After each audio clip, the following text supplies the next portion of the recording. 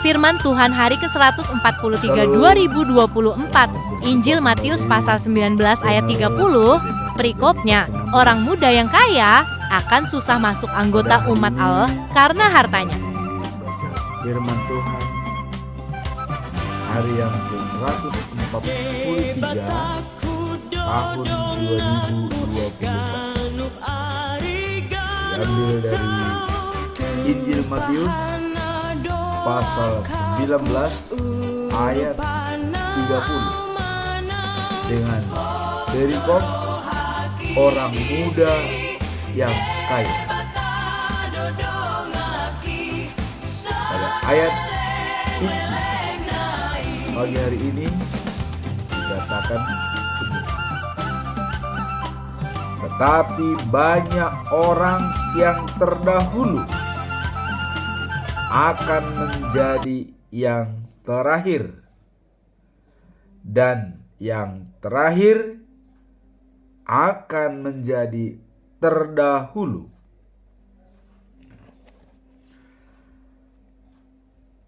Ini bacaan hari ini, ya. Dan kalau bacaan pagi diambil dari Kisah Para Rasul pasal yang kedua ayat 5 sampai 13 dengan perikop kedatangan Roh Allah, sama seperti judul yang kemarin. Nah, kemudian bacaan malam diambil dari kitab Yesaya pasal yang ke-11 ayat 6 sampai dengan 8, yaitu perikopnya adalah kerajaan damai. Sebelum kita masuk dalam perikop ini, baik kita mulai suatu pertanyaan. Mengapa Yesus mengatakan banyak orang terdahulu dan menjadi terakhir, dan yang terakhir menjadi terdahulu? Nah, ini dimulai dalam awal perikop ini, ya. Pada suatu hari seorang laki-laki datang kepada Yesus, ya, dan berkata, "Pak Guru," katanya, "perbuatan baik apa yang harus kulakukan supaya dapat menerima hidup yang sejati dan kekal?" Artinya masuk dalam kerajaan surga. Yesus menjawab, "Mengapa engkau bertanya kepadaku mengenai apa yang baik?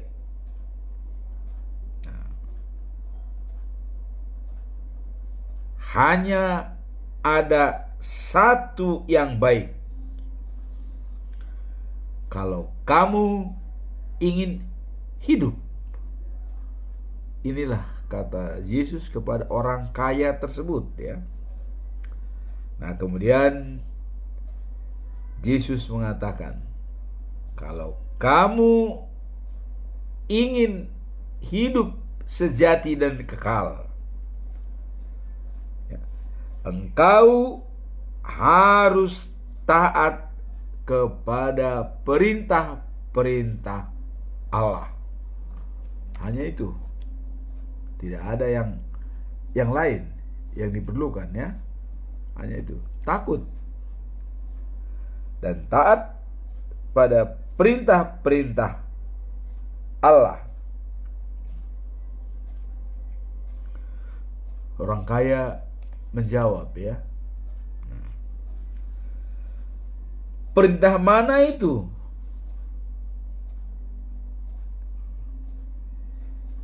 Tanya orang kaya itu, perintah manakah itu? Yesus menjawab, "Jangan membunuh, jangan berzina, jangan mencuri, jangan berkata dusta, hormatilah ayah dan ibumu, ya. Dan kasihanilah sesama manusia seperti dirimu sendiri. Yesus mengatakan itu. Datang orang kaya, ya. Semua perintah itu sudah kuturuti, jawab orang muda itu, ya. Apalagi yang perlu? Wah, seolah dia sudah melakukan segalanya dan dia menantang, ya. Yesus berkata, kalau kau ingin menjadi sempurna, ini jadi sempurna, ya. Pergilah, jual semua milikmu, berikanlah, ya, uangnya kepada orang miskin, dan engkau akan mendapat harta di surga. Dan sudah itu, datanglah mengikuti aku. Sangat simpel. Apa jawaban orang kaya tersebut? Begitu orang kaya mendengar kata-kata itu, ya, ia langsung pergi dengan berat hati, ya, sebab ia kaya sekali. Nah, Yesus mengatakan, jual hartamu, ya, kemudian ikut aku. Wah, ini sulit kelihatannya bagi dia, ya, untuk melakukan. Nah, kemudian Yesus berkata kepada murid-muridnya, ya, yang lain, aku berkata kepadamu, ya, sukar sekali untuk orang kaya menjadi anggota umat Allah. Susah, karena dia masih terpengaruh oleh hartanya. Sebab kalau pengikut Allah itu memang ya harus tahan menderita, membagi-bagi hartanya, ya. Nah, kenapa tadi Yesus mengatakan berikan kepada orang miskin? Karena dalam kitab Amsal mengatakan kita sama dengan memberikan pinjaman kepada Allah apabila kita membantu orang miskin. Dan ini adalah merupakan cinta agape, kasih agape, ya. Artinya tidak menerima balas budi. Pemberian kita itu murni untuk dinikmati. Nah, ini tadi Yesus mengatakan itu, ya. Nah, kemudian Yesus mengatakan sulit sekali, ya, untuk orang kaya menjadi anggota umat Allah. Apakah itu terjadi sekarang ini kepada teman-teman? Ya, bisa jadi. Karena di mana hartamu, disitulah pikiranmu. Ya, itu tidak bisa dibantah. Itu mengatakannya sulit masuk anggota umat Allah. Nah, kemudian Yesus membuat suatu perumpamaan, ya. Dia bilang begini, lebih mudah seekor unta masuk pada lubang jarum, ya, daripada seorang kaya masuk dalam dunia baru yang diciptakan oleh Allah. Nah, ini, ya, masuk dalam lubang jarum. Apakah mungkin unta masuk dalam lubang jarum yang kecil? Tapi justru itu dikatakan Tuhan lebih mudah daripada orang kaya masuk surga, masuk kerajaan Allah, ya. Nah, terus dengan pernyataan ini, ya,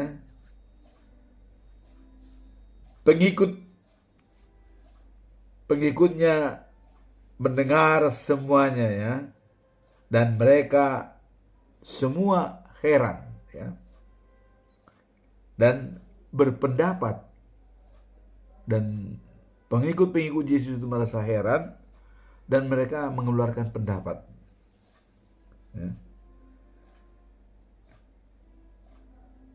Kalau begitu, dia mengatakan nih murid-muridnya, siapa yang bisa selamat? Nah, karena orang unta, bagaimana bisa unta masuk ke dalam lubang jarum? Nah, kemudian orang kaya sulit akan masuk. Kalau begitu, siapa yang akan selamat? Nah, ini pertanyaan daripada murid-murid Yesus. Karena semuanya sulit ya, unta pun masuk ke dalam lubang jarum ya sulit. Apalagi orang kaya katanya ya. Nah, baru Yesus ya memandang mereka. Jadi dilihat mereka, dipandanglah murid-muridnya. Lalu dia berkata. Jadi dia dilihat dulu murid-muridnya, isi hatinya, baru dia berkata. Dia bilang, untuk manusia itu mustahil. Tidak mungkin itu bagi manusia katanya ya. Tidak mungkin. Bagaimana mungkin unta masuk dalam lubang jarum yang sangat kecil ya? Tidak mungkin bagi manusia. Nah, tetapi, ini bagi Allah semua mungkin terjadi. Jadi dikembalikan lagi kepada Allah. Bagaimana supaya unta itu masuk ke dalam lubang jarum? Tentu dengan pertolongan oleh Allah. Kalau dengan usaha sendiri tidak akan bisa. Tapi kalau sudah Tuhan yang menyatakan, semua bisa terjadi. Itulah kira-kira yang dikatakan oleh Yesus.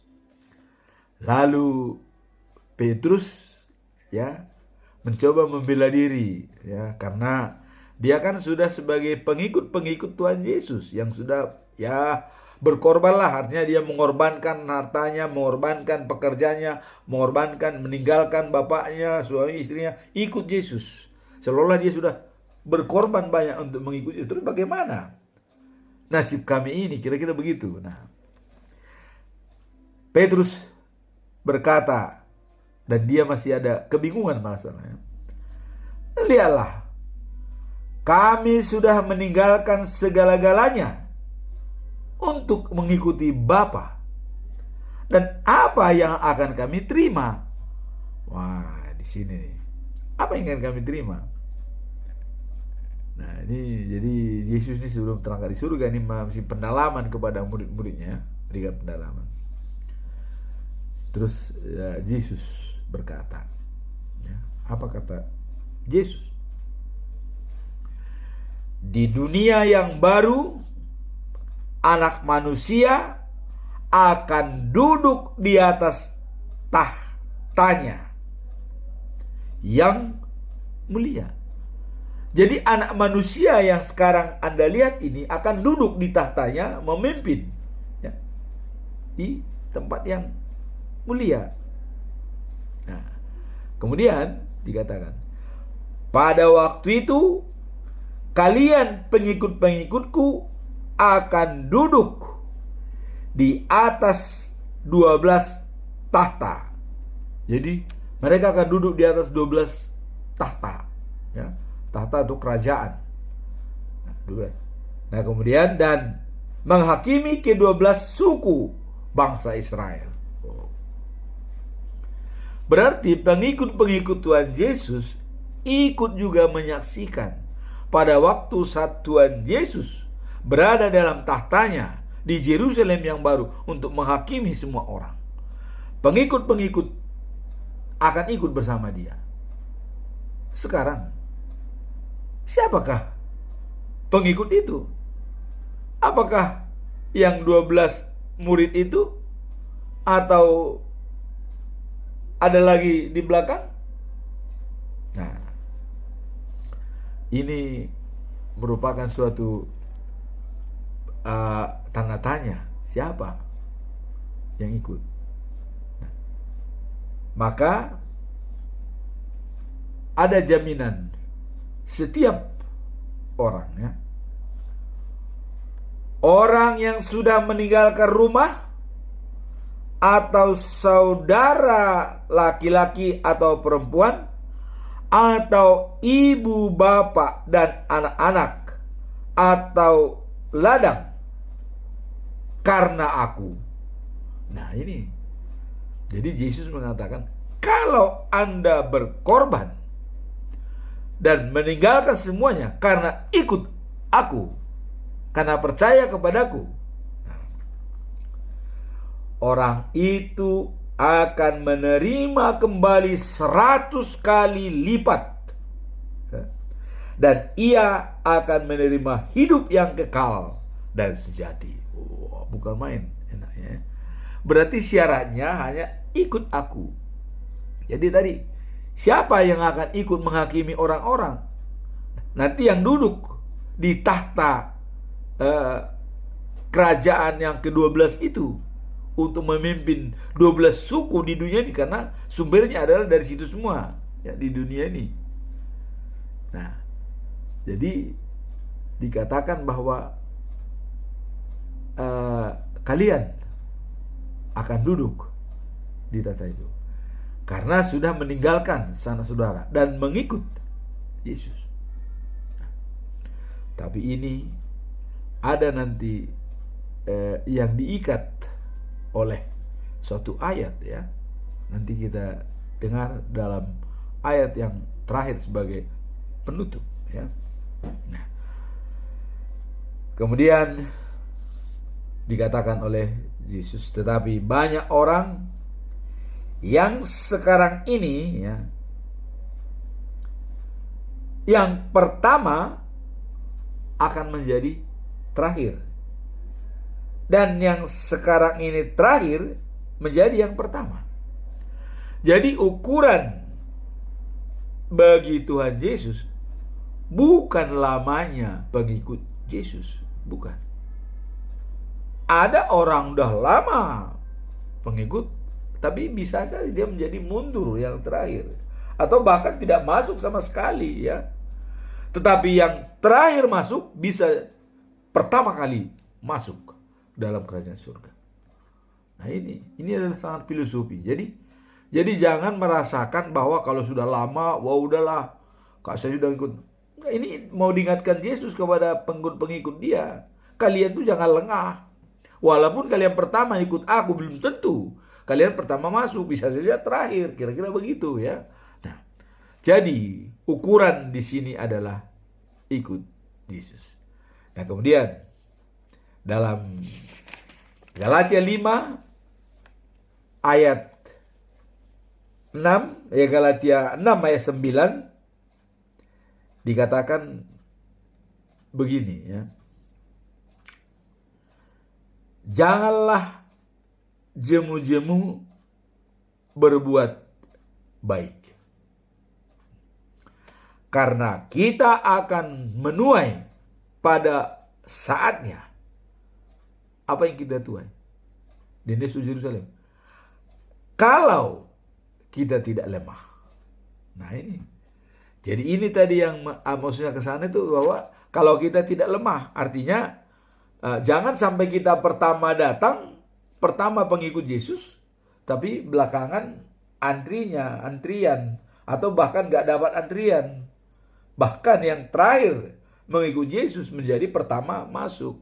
Nah, maka dikatakan dalam Galatia 6 ayat 9 itu, ya, janganlah kita jemu-jemu berbuat baik, karena apabila sudah datang waktunya, kita akan menuai jika kita tidak menjadi lemah. Nah, tapi kalau kita lemah, tidak akan menuai, kira-kira begitu. Walaupun kita sudah lama menjadi anggota jemaat Allah. Nah, jadi di sini jelas Yesus menginginkan percepatan menjadi pewaris kerajaan surga dan hidup yang kekal. Bagaimana percepatannya itu? Tetaplah kita setia, taat, dan yakin bahwa Tuhan akan menjemput kita. Dan untuk mengantisipasi ini, maka kita harus pegang teguh yaitu tadi. Galatia 6 ayat 9. Janganlah kita jemu-jemu berbuat baik, karena apabila sudah datang waktunya, kita akan menuai jika kita tidak lemah. Inilah menjamin kita supaya pertama percaya pada Tuhan, dan pertama juga masuk kerajaan surga. Ya. Jadi jangan berbanding terbalik, tapi berbanding luruslah. Pertama masuk, ya harus pertama masuk surga. Artinya komitmen. Bukan pertama masuk, bahkan belakangan masuk, atau antrian, atau bahkan antriannya sudah ditutup, nggak bisa masuk lagi. Kira-kira begitu ya. Nah, itulah firman hari ini mengatakan ya, bahwa tetapi banyak orang yang terdahulu akan menjadi yang terakhir, dan yang terakhir akan menjadi terdahulu. Itulah dikatakan Yesus supaya tetap siap sedia setiap saat ya. Maka waktu Yesus pernah di Getsemani berdoa, dia melihat murid-muridnya itu apa? Dia sudah bilang, kalian waspada supaya tidak datang pencobaan. Berdoa ya. Tapi bagaimana mereka? Ketiduran ya. Tidak berdoa, tidur. Maka Yesus mengatakan ya,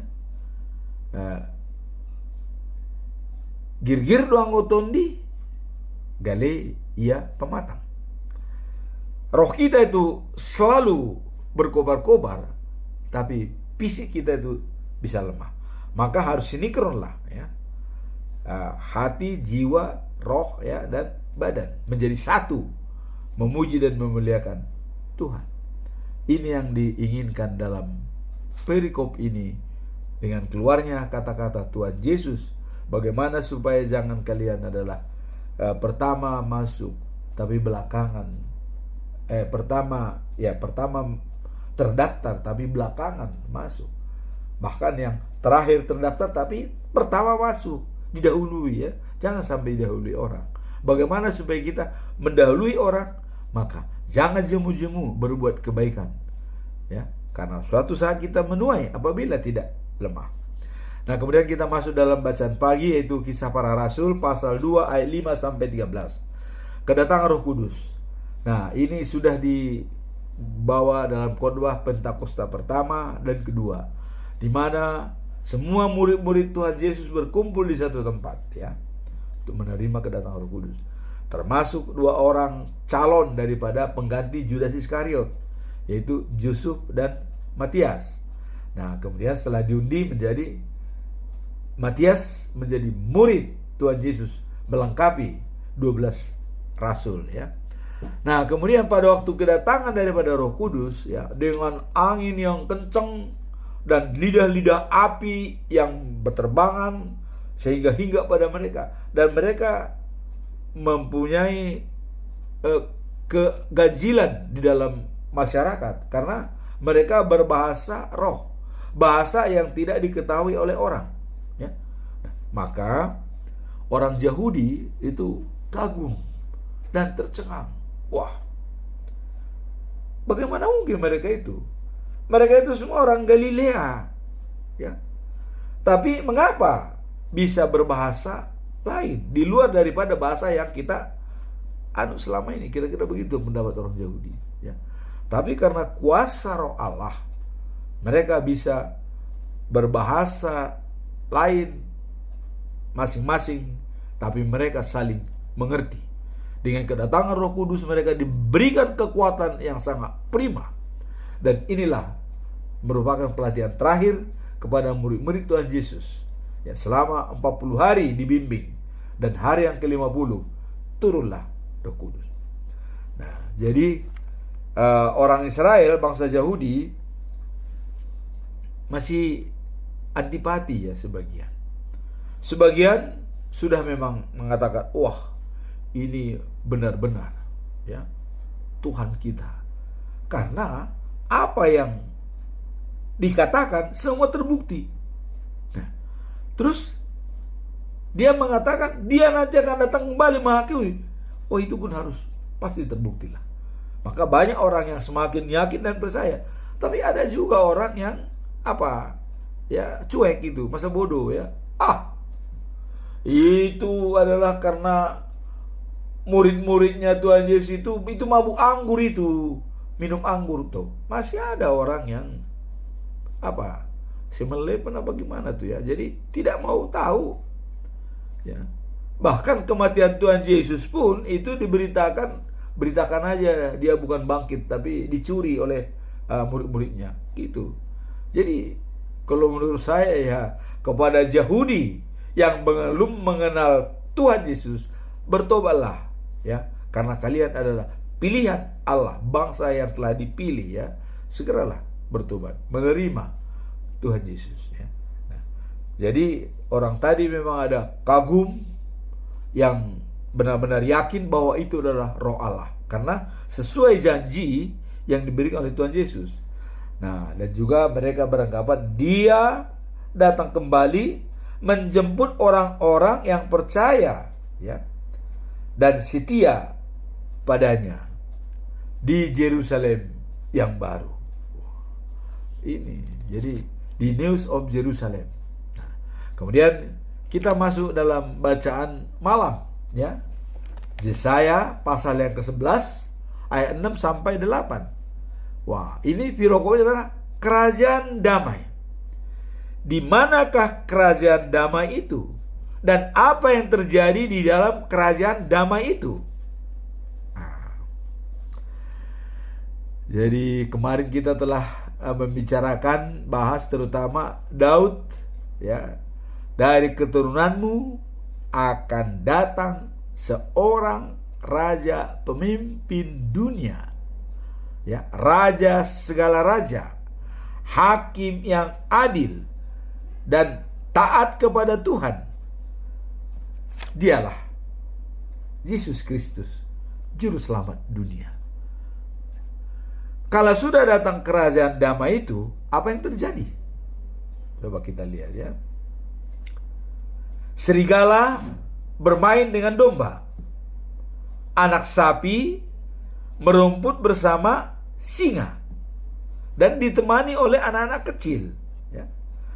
Sapi bersama beruang ya, dan anak-anaknya berbaring bersama ya. Bahkan ya, bayi yang masih kecil ya tidak akan cedera kalau bermain dengan ular berbisa. Inilah. Terus kapan itu kerajaan damai itu? Nah, kita melihat di dalam Mazmur pasal 1 ayat 6. Di Sion bukitku, kata Tuhan, yang suci, dan itulah tempat tinggalku selama-lamanya. Halamannya emas murni ya.